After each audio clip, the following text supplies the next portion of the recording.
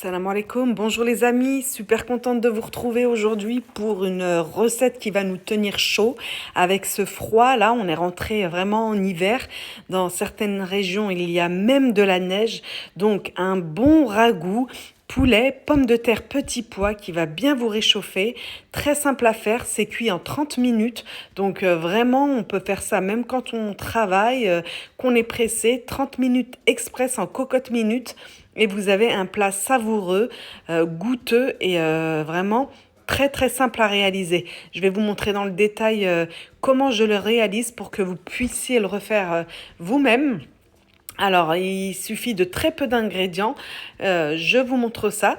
Donc, dans une cocotte minute, vous allez mettre un fond d'huile d'olive et d'huile de tournesol. Je vous mettrai le détail en barre d'information des ingrédients. Moi, j'ai pris du filet de poulet. À la maison, c'est vrai qu'ils aiment beaucoup le blanc de poulet. Moi, j'aime bien les cuisses de poulet, mais sinon, ma famille aime beaucoup le blanc de poulet. Donc, je me suis dit, aujourd'hui, je vais faire ça avec du filet de poulet. Voilà. Après, si vous voulez le faire avec des cuisses de poulet ou une autre viande, vous le faites. Mais avec le filet de poulet, la cuisson va aller très, très vite. Donc, je vous ai dit 30 minutes maximum et vous avez un magnifique plat. Donc, vous allez faire rissoler vos morceaux de blanc de poulet. Pendant qu'ils rissolent, on va les assaisonner avec du sel et du poivre. Ne les retournez pas tant que ça n'a pas bien doré sur la première face.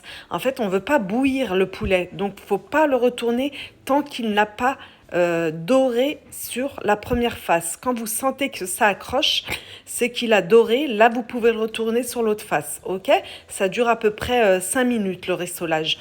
Ensuite, pendant que ça rissole sur la deuxième face, vous allez émincer grossièrement un oignon. Donc grossièrement parce qu'il va fondre pendant la cuisson, donc il n'y a pas de souci, pas besoin de vous prendre la tête à détailler en tout petit.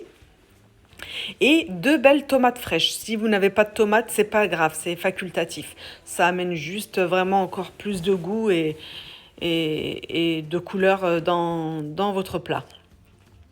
Ensuite, donc là, je ne vous ai pas dit que c'était un tagine express comme je fais souvent. J'ai dit un ragoût parce que dedans, il y a de la tomate concentrée. Dans les tagines, on ne met jamais de tomate concentrée. Donc, j'ai voulu changer un petit peu. J'ai fait un ragoût. Donc, j'ai mis une grosse cuillère à soupe de tomates concentrées et une belle cuillère à café d'harissa pour donner du goût et un peu de piquant. On va mettre également une cuillère à café de gingembre et une cuillère à café de curcuma.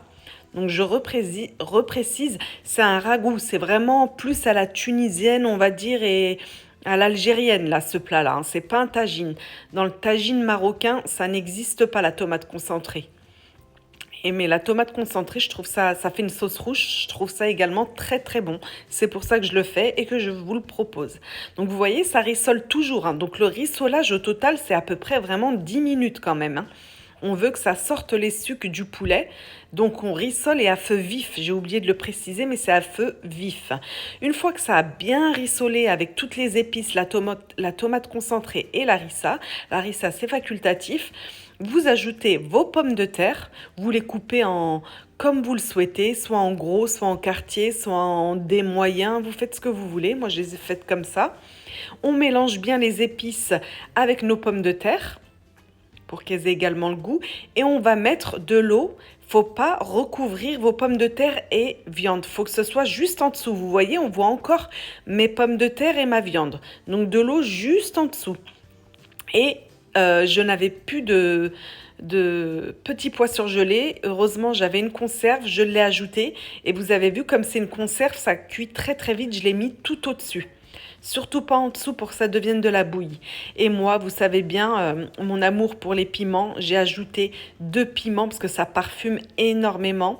Mais ce n'est évidemment pas obligatoire. Et là, ça part pour 30 minutes en cocotte minute à feu vif.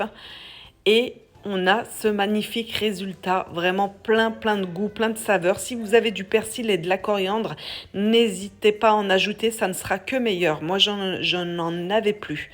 Alors là, je vois qu'il me reste un petit peu trop de sauce. Donc, je vais laisser à découvert, toujours à feu vif. Moi, ma cuisson du début à la fin, elle est à feu vif. Et je vais attendre que ça absorbe encore un peu de sauce. Il y en a trop à mon goût. Je veux qu'elle épaississe encore un peu. Et là, regardez, au bout de 5 minutes, à découvert, je trouve que c'est bon. j'ai la sauce parfaite. On ne veut pas une soupe évidemment, donc faut pas trop de sauce, faut pas en laisser beaucoup. Juste de quoi en mettre sous vos légumes et votre viande dans votre assiette. Et voilà, j'ai la sauce qu'il me faut. Tout est cuit à souhait, c'est fondant, ça se tient bien encore, c'est pas de la bouillie, attention. On ne veut pas que ce soit ratatiné. Et le poulet, je l'ai goûté, il est fondant. Voilà. Regardez, mes petits pois se tiennent, ont de la tenue, mes pommes de terre aussi. Et pourtant, quand on va les manger, à la fourchette, très facile à piquer, vraiment. Donc 30 minutes à feu vif, en cocotte minute, avec la soupape. Et regardez, vous avez un magnifique plat d'hiver qui vous réchauffe, plein de goût, plein d'épices. Et pourtant si simple à faire et si rapide à faire. Voilà les amis, vous allez pouvoir continuer à regarder la suite de la vidéo. Je vais couper les pommes de terre et la viande et vous allez voir comment c'est fondant alors qu'elle se tient encore très bien à la cuisson. Voilà les amis, je vous laisse continuer à regarder tranquillement. N'oubliez pas le petit pouce bleu pour m'encourager. N'hésitez pas également à me suivre sur Instagram, @macuisinefacile. J'y poste tous les jours ce que je fais à manger au quotidien. Et puis, j'espère vous retrouver surtout très très vite pour de nouvelles recettes sucrées et salées que vous pourrez reproduire chez vous facilement. À très vite les amis, bye bye.